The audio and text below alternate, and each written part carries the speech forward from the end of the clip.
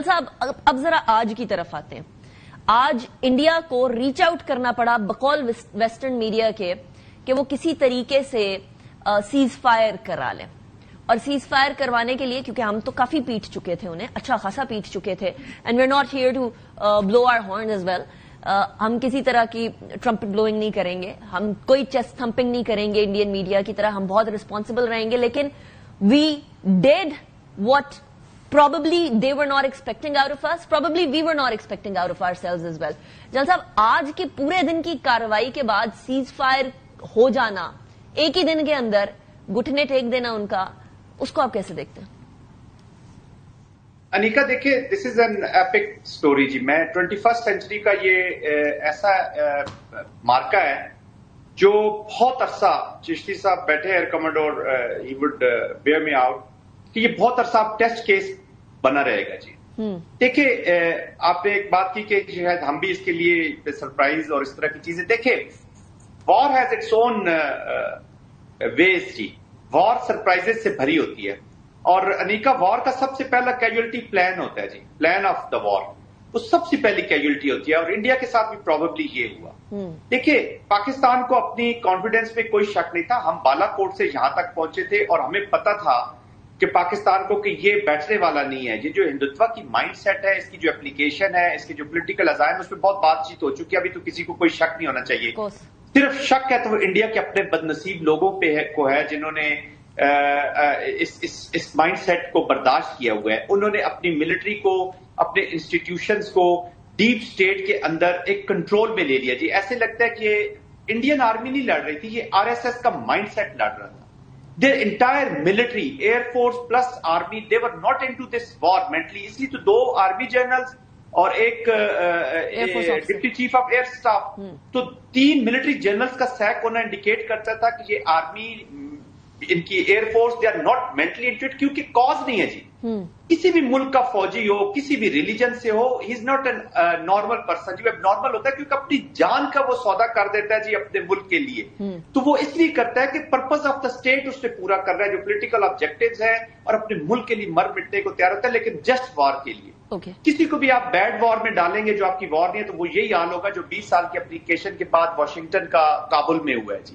वो और post trauma, मैं तो सेंट कॉम में रहा हूं, आई एग्जैक्टली नो कि अमेरिकन पोस्ट ट्रामा से किस तरह गुजरे। एनीवे, तो ये, और दे हैव बीन एम्बैरेस्ड।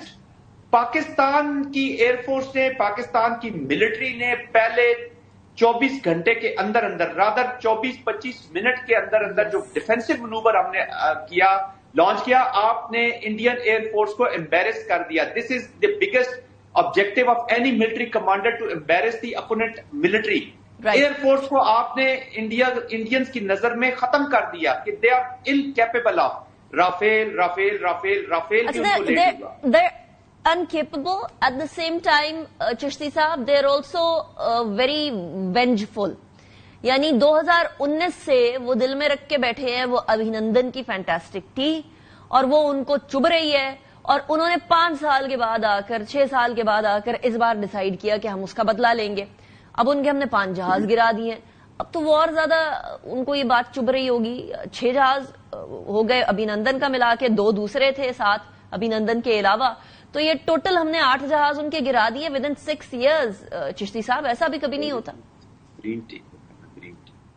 देखिए, ये बड़ी अनयूजुअल बात है, और जनरल साहब ने बड़ा सही पॉइंट आउट किया कि जब कॉज आपकी होती है ना, वो सबसे इंपॉर्टेंट होती है। मैं एक बड़ा क्विक, आपको मुझे अभी याद आया एक रेफरेंस में आपको, 1954 से 1975 तक वियतनाम और अमेरिका की जंग हुई थी। 21 साल ये जंग रही, 33 लाख वियतनामी मारे गए थे और 58,000 अमेरिकन मारे गए थे। यानी ये रेशो देखिए जरा कितनी है, 33 लाख वर्सेस 58,000। और जंग कौन जीता? वियतनाम। क्योंकि वियतनाम, अमेरिका लड़ रहा था एक विक्ट्री के लिए, सुप्रीमेसी के लिए, हेजमनी के लिए, बिगर डिजाइन्स के लिए। वियतनामीज लड़ रहे थे अपने सर्वाइवल के लिए और सॉवरेनिटी के लिए। हम भी इसीलिए लड़ते हैं, आप अपने सर्वाइवल और सॉवरेनिटी के लिए लड़ते हैं। जब आपकी मोटिवेशन ज्यादा होती है तो आप लॉसेस की परवाह नहीं करते। अल्हम्दुलिल्लाह हमारे तो लॉसेस भी नहीं हुए। और मैं आपके चैनल की तवज्जो से, इससे पहले कि टाइम आपके पास ना रहे, मैं पाकिस्तान की फिजाइया के सरबराह इसे लेकर तमाम रैंक्स को मुबारकबाद देना चाहता हूं, जिस तरह की उनकी ब्रिलियंट परफॉर्मेंस रही है। और उसी तरह मैं कौम को मुबारक देना चाहता हूं, क्योंकि जब 2 दिनों में पिछले ड्रोन आ रहे थे تو یقین کریں میڈیا میں میری انگیجمنٹ کی وجہ سے میں نکل نہیں سکا اپنے اسٹڈی روم سے، لیکن جب میں رات کو 12 بجے ذرا نکلا تو میں نے دیکھا کہ لوگ تو اسی طرح سیلیبریشن موڈ میں ہیں ابھی تک، اور آج کوئی کہہ نہیں سکتا تھا اس قوم پر آج اتنے ڈرون فائر کیے ہیں. صاحب وہ ڈرون ڈھونڈنے کے لیے نکل جاتے تھے، سڑکوں پر بھی ٹریفک اسی طرح وہ ڈرون ڈھونڈ رہے تھے کہ ہم اس کو بندوق سے مارے. ہم الگ قوم ہیں، ہم were a different nation at all. وہ ڈرون ڈھونڈ نہیں رہے تھے، ڈرون بنانے والے ڈھونڈ رہے ہیں کہ یہ چلائے کس نے تھے، ذرا اس کو پکڑیں. S-400 والے بھی ڈھونڈ رہے ہیں کہ کس نے چلائے تھے، اور رافیل والے بھی ڈھونڈ رہے ہیں کہ یہ کس نے ہمارے رافیل کو اتنا بنایا ہے. S-400 والا کارنامہ چشتی صاحب، یہ S-400 والا کارنامہ یہ بڑا انٹرسٹنگ ہے. جل صاحب ویری کوئکلی بتا دیں، جو کام کے لیے وہ بنا تھا وہ کام نہیں کر سکا S-400 اور تباہ ہو گیا. یہ بھی ایک عجیب ہی کارنامہ ہے. جی بالکل. ابھی گراؤنڈ فورسز، ایئر فورس کی میں بات کر چکا تو، اور گراؤنڈ فورسز امبیرس ہوتی ہیں کہ کوئی انکرجن. دیکھیں دے ہیو اٹیک 9 places جی. پاکستان 26 places پہ گیا ہے، اور ان کا یہ جو آپ کا اپوزٹ میڈیا ہے انہوں نے بھی اس کو کہا 26 places of attack in this much of time, اور فرام آل سائڈ جی. اور اسپیکٹرم دیکھیں، سائبر بھی اس میں شامل ہے، اس میں ایئر کے بھی شامل ہیں، میزلز ہیں، ڈرونز ہیں، گراؤنڈ فورسز ہیں، 2 brigade headquarters, battalion headquarters, اور نہ جانے کتنی پوسٹ. تو یہ جب پورا سویت گیا جی، ایک ویٹ گیا ہے ایک اٹیک کا، تو وٹ ہیپنڈ از کہ پاکستان ملٹری جو ہے الحمدللہ they went into the OODA loop, جو ڈیسیژن میکنگ مائنڈ ہے اینیمی کا ان کے بیچ میں چلا گیا، اور دے ور کنفیوزڈ اینڈ پرپلیکسڈ. تو وہ جیسے اب باکسنگ ہو رہی ہوتی ہے نا جی، تو پھر ریفریز نے دیکھا ہے کہ یار ہمارا تو کوچز نے دیکھا کہ باکسر تو اب لڑ رہے، تو دے تھرو اے ٹاول جی، وائٹ ٹاول وہ پھینک دیتے ہیں.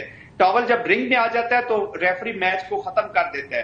اور ریفری کا تو اپنا بڑا نقصان ہو گیا. انیکا کے جس پہ اس نے تکیہ کیا تھا، جس کو وہ گھوڑا سمجھتا تھا، وہ لکڑی کا نکلا ہے. اور انڈو پیسفک میں اب یہ لکڑی کا گھوڑا تو جو ہے نا، اس پہ وہ پیسے لکڑی کی کاٹی پہ ہی چل سکتا ہے. یہ وہ والا گھوڑا ہو سکتا ہے جس کے بارے میں چائنا کے کمپیریزن میں نہیں کھڑا کر سکتے اس کو. لیکن ایک چیز میں امپورٹنٹ ذرا کرنا چاہوں گا. دیکھیں ہم اس کو ڈیسائیڈ کہ ہم الحمدللہ اللہ کا جتنا شکر ادا کریں، کوئی بڑا بول نہیں. This is just a battle which is over. ایک بیٹل ہو، وار از اسٹل آن، اور وار از ناٹ اوور. یہ پروسیس جی ہاں، تو پروسیس جو ہے ہمارا، ابھی دیکھیں آپ کو ملٹری نے، پاکستان ملٹری نے آپ کو جو اینڈ اسٹیٹ ہے نا جی، وہ نوشن آف وکٹری ایک بنا کے دے دیا ہے جی. ابھی our politicians and our diplomats, ابھی جو گفتگو ہونی ہے اس کے اندر ہم کیا لیتے ہیں. یس چشتی صاحب، آپ اس کے اوپر shed a little bit of light on it Chishti صاحب، کہ 1965 وہ انڈیا تک پہنچ گئے، ہم اندر میز پہ آ کے مسئلہ ہو گیا. تو میز پر ابھی بیٹھنا ہے ہم نے، اور میز کے اوپر NSAs جائیں گے، اور NSA ہمارے DGIS آئے ہیں. So he will be very powerful when he goes there. تو کیا ہاؤ ڈو یو سی وہ ٹیبل ٹاک کے اندر ہم جیتے ہوئے آپ کو نظر آ رہے ہیں؟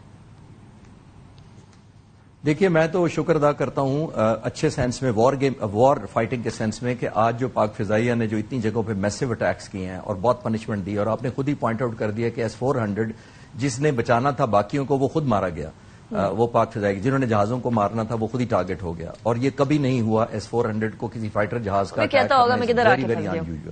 ایک بات ہے کدھر آ کے پھنس گیا. اب ٹیبل کی جو آپ بات کر رہی ہیں، دیکھیں ہماری پوزیشن بہت ڈس ایڈوانٹیجز ہوتی اگر یہ سب کچھ سیز فائر کل رات کو ہو جاتا، کیونکہ اس وقت ہماری طرف ڈرون آ رہے تھے. ہم نے صبح حساب برابر کیا، اور یہ میں آپ کو کنفرم کر سکتا ہوں کہ پاک فضائیہ کے ایئر چیف نے خود اپنے پائلٹس اور کرو کے ساتھ نماز پڑھی ہے فجر کی، اور پھر ان کو روانہ کیا. تو جب اللہ کا نام لے کے اس کنوکشن سے وہ خود ایز اے لیڈ کر رہے ہوں اور لانچ کریں، تو امیجن کریں اللہ تعالیٰ کی ضرور برکت آتی ہے. جو آپ کہہ رہی ہیں نیگوسیشن ٹیبل، تو اب ہماری پوزیشن نیگوسیشن کے لیے بہت بہتر ہے.